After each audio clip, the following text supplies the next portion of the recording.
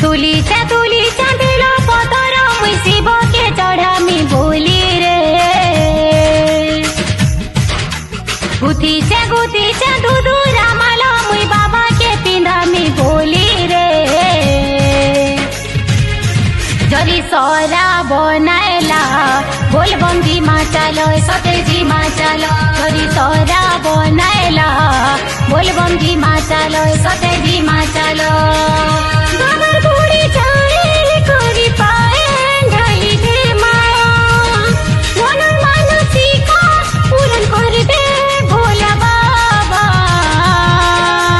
जय हो जय हो जय हो जय हो जरी सरा बनाएला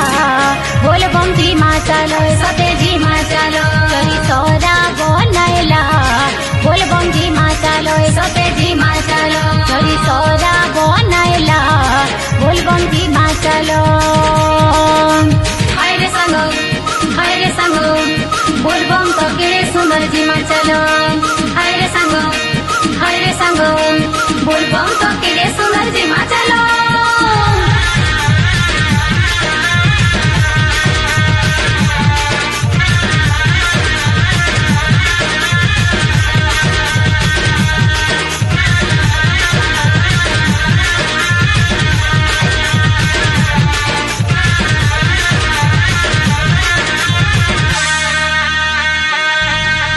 বছর চাকর ধরে আসি সরাবনে বাবা লীলা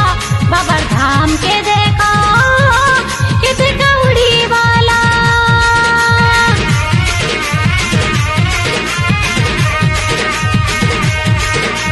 বছর চাকর ধরে আসি সরাবনে বাবা লীলা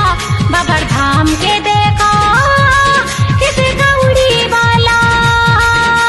बोलबम गाई ना जपी जपी पार करबे भोला बाबा जय हो जय हो जय हो जय हो जरी सरा बनाएला बोलबम जी मा चालो सते जी मा चालो जरी सरा बनाएला बोलबम जी मा चालो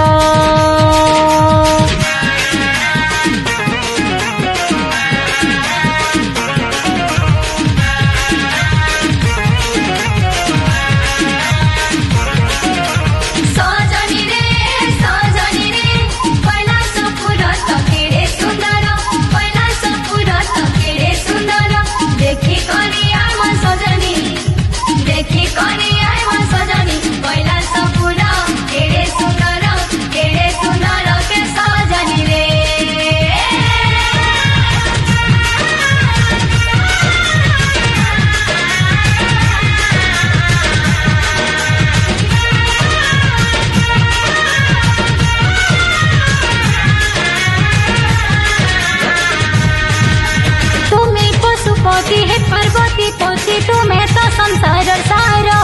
तुम चरण प्रभु अमर कोटि जुहार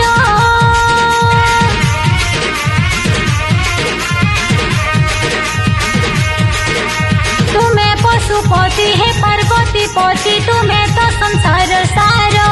तुम चरण प्रभु अमर कोटि जुहार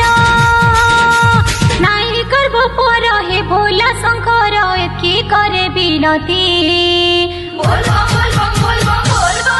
हरि सरा बनाएला बोलबम जी मा चालो सते जी मा चालो हरि सरा बनाएला बोलबम जी मा चालो सते जी मा चालो हरि सरा बनाएला बोलबम जी मा चालो सते जी मा चालो हरि सरा बनाएला बोलबम जी मा चालो